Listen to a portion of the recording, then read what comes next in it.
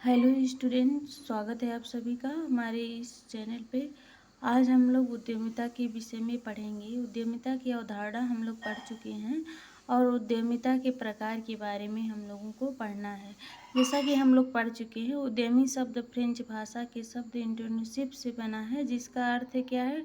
To undertake, नया कार्य करना या शुरू करना या निर्माण करने की प्रक्रिया को क्या कहते हैं? उद्यमी कहते हैं, उद्यमशीलता कहते हैं। निर्माण करने की प्रक्रिया को उद्यमशीलता कहते हैं। तो ये सारी चीज़ें हम लोग पढ़। आज क्या पढ़ना है? उद्यमिता के प्रकार पढ़ना है। तो उद्यमिता के प्रकार विभिन्न आधारों पर बांटा गया है, विभिन्न प्रकार के हैं। तो चलिए स्टार्ट करते हैं। पूंजी स्वामित्व के आधार पर उद्यमिता को 4 प्रकार से बांटा गया है। पूंजी स्वामित्व के आधार पर उद्यमिता को 4 प्रकार में बांटा गया है। पहला है निजी उद्यमिता। ये उद्यमिता क्या होती है? जब व्यक्तियों द्वारा निजी स्वामित्व के अंतर्गत व्यवसाय प्रारंभ किया जाता है तथा जोखिम उठाया जाता है तो यह निजी उद्यमिता कहलाती है। जैसे कि अमेरिका में हुआ, इंग्लैंड में हुआ, जर्मनी में, फ्रांस में, यहाँ निजी जो उद्यमिता था वैसी का विकास हुआ। व्यक्ति अपने खुद ही विकास उद्यमिता की तरफ अग्रसर हुआ था। और पूंजी स्वामित्व के आधार पर भी दूसरा जो प्रकार है राज्य या सार्वजनिक उद्यमिता। इसमें क्या होता है? जब बहुत सारे लोग मिलकर सार्वजनिक क्षेत्र में व्यवसाय प्रारंभ करते हैं तथा जोखिम उठाते हैं। क्या करते हैं? बहुत सारे लोग मिल कर के, और उसे सार्वजनिक उद्यमिता कहते हैं। जैसे कि ऐसी उद्यमिता रूस में, चीन में विकसित हुई थी। अब पूंजी स्वामित्व के आधार पर ही तीसरा जो प्रकार है वो संयुक्त उद्यमिता है। तीसरा क्या है?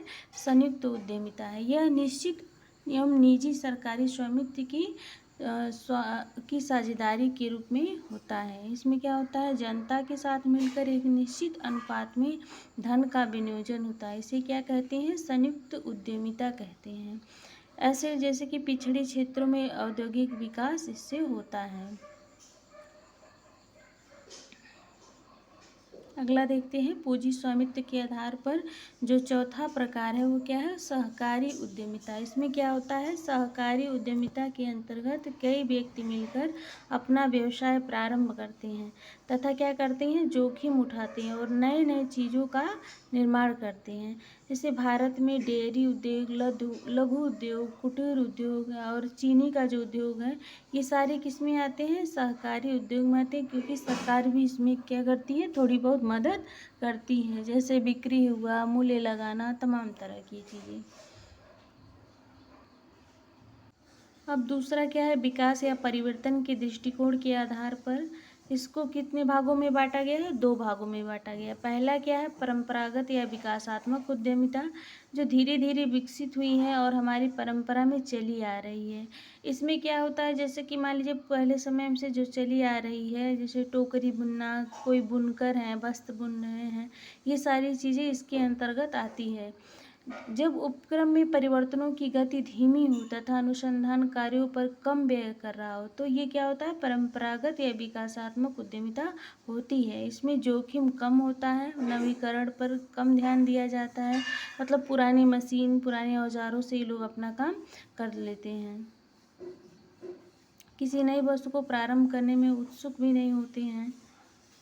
अब इसी में देखेंगे विकास या परिवर्तन के जो दृष्टिकोण है इसके और जो दूसरा प्रकार है वो क्या है? आधुनिक उद्यमिता। इससे मॉडर्न एंटरप्रेन्योरशिप। इसमें क्या होता है? जब उद्यमी व्यवसाय में उत्पादन की नवीन विधियों का प्रयोग करते हैं और जोखिमपूर्ण योजनाएं शुरू करते हैं तथा निर्णय लेते हैं तो ये तीव्र गति से व्यवसाय का विस्तार करते हैं, जिसे आधुनिक उद्यमिता कहते हैं। क्या कहते हैं इसे?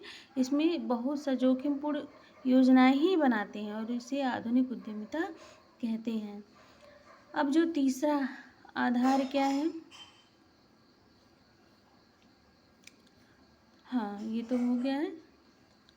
जो तीसरा है स्थानीयकरण के आधार पर। तीसरा क्या है? किस आधार पर? स्थानीयकरण के आधार पर। पहला क्या है? केंद्रीकृत उद्यमिता। जब कुछ विशेष सुविधाओं के कारण अधिकांश उपक्रम एक ही क्षेत्र या स्थान पर स्थापित किए जाते हैं उसे क्या कहते हैं? केंद्रीकृत उद्यमिता कहते हैं। क्या कहते हैं? केंद्रीकृत उद्यमिता कहते हैं। ये किसके अंतर्गत आ रहा है? स्थानीयकरण के आधार पर। इसको भी 2 भागों में बांटा गया है। दूसरा है विकेंद्रित उद्यमिता, जब ऐसा व्यवसाय जो विभिन्न भागों में विभाजित कर दिया जाता है तथा उद्यमियों द्वारा देश के विभिन्न भागों में उपक्रमों की स्थापना की जाती है, तो वह क्या होती है? विकेंद्रित उद्यमिता होती है। ये तो हो गया स्थानीयकरण के आधार पर। अब हाँ, ये इसमें होता क्या है? पिछड़े क्षेत्र और रोजगार का सृजन होता है, धन का समान वितरण होता है। आइए, अब चौथा आधार क्या है? आकार के आधार पर। आकार के आधार पर भी क्या हुआ? 2 भागों में बांटा गया है। पहला क्या है? बृहद उद्यमिता, लार्ज इंटरप्रेन्योरशिप। ये क्या होता है? जब व्यवसाय में अत्यधिक पूंजी का विनियोग होता है और उत्पाद का पैमाना बृहद होता है, तो यंत्रों एवं मशीनों का अधिक प्रयोग किया जाता है, तो उत्पादन की प्रणाली जटिल होती है, उसे बृहद उद्यमिता कहती हैं। जैसे कि लौह उद्योग हुआ, इस्पात हो गया, इंजीनियरिंग हो गया, रसायन की खादें बनाना हो गया, विद्युत उपकरण हो गया, सीमेंट हो गया आदि। अब हम देखते हैं लघु उद्यमिता। आकार के आधार पे 2 था, एक विस्तृत था और एक लघु था। तो लघु का क्या हुआ? पूंजी का विनियोग अपेक्षाकृत कम होता है और उत्पादन का जो पैमाना होता है वो छोटा होता है। इसमें श्रमिकों की संख्या कम होती है और उत्पादन की प्रणाली सरल होती है। इसे ही लघु उद्यमिता कहते हैं, है। अब हम बात करते हैं साहसिक कार्य के आधार पर। साहसिक कार्य के आधार पर, इस पर क्या होता है? साहसिक कार्यों के आधार पर पहले क्या होता है? नवीन उद्यमिता।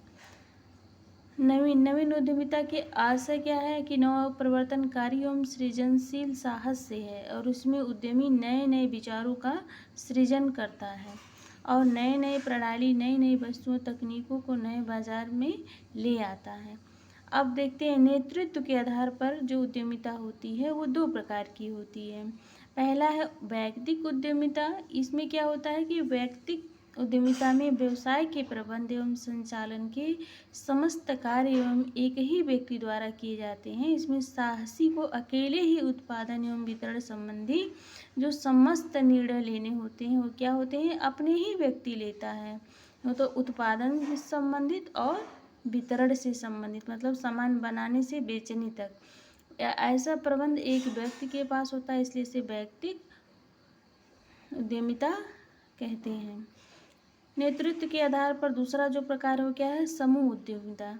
यह उद्यमिता समाज की तकनीकी संरचना पर आधारित होती है और इसमें विभिन्न व्यक्ति समूह मिलकर बृहद स्तर पर उत्पादन, श्रम विभाजन, यंत्रीकरण और व्यावसायिक कार्य करते हैं। ऐसे साहसियों को प्रवर्तकों के नाम से भी जाना जाता है।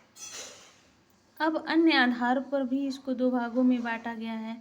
जैसे हो गया शहरी तथा ग्रामीण उद्यमिता। शहरी उद्यमिता क्या? जो शहरों में होता है, ग्रामीण जो गाँवों में विकसित हुआ है। जैसे शहरी विकास केवल बड़े शहरों जैसे मुंबई, अहमदाबाद, कानपुर, कोलकाता आदि तक ही सीमित होते हैं। इसमें शहरों में अनेक आर्थिक सामाजिक समस्या जैसे प्रदूषण, भीड़-भाड़, गंदी बस्तियाँ, सामाजिक अपराध आदि फैले होते हैं। और इसके अंतर्गत जब साहस का विकास छोटे छोटे गांव और कस्बों में होता है तो यह ग्रामीण साहस कहलाता है। अन्य आधार पर दूसरा क्या है? व्यवस्थित उद्यमिता। दूसरा क्या है? व्यवस्थित उद्यमिता। पहला क्या था? शहरी एवं ग्रामीण था और दूसरा क्या है? व्यवस्थित। तो पीटर एंड ड्रकर के अनुसार उद्यमिता व्यवसाय में एक व्यवस्थित माध्यम है और इसमें हम व्यवसाय को व्यवस्थित तरीके से नियोजन कर समस्याओं का समाधान करना होता है, निर्णय लेना होता है, कारकों का पता लगाना होता है, क्रमबद्ध तरीके से कार्य करना तथा नए बाजार, नए ग्राहक आदि की खोज करना होता है। तो आई होप कि आज का टॉपिक आप लोगों के लिए बहुत ज़्यादा हेल्प करने वाला होगा। तो देखिए, वीडियो देख ही लिए हैं तो लाइक कर दीजिएगा, शेयर कर दीजिएगा एंड सब्सक्राइब कर दीजिएगा, ये आपकी जिम्मेदारी है। वीडियो कैसी लगी है कमेंट में ज़रूर बताइएगा। आपके कमेंट हमें बहुत अधिक मोटिवेट करते हैं। कमेंट करना बिल्कुल मत भूलिएगा। बुरा लगा है तो बुरा ही करिएगा, अच्छा लगा हो तो अच्छा ही कीजिएगा, सुझाव दीजिएगा। आप मेरी वीडियो को देखी, बहुत बहुत धन्यवाद। Thank you so much.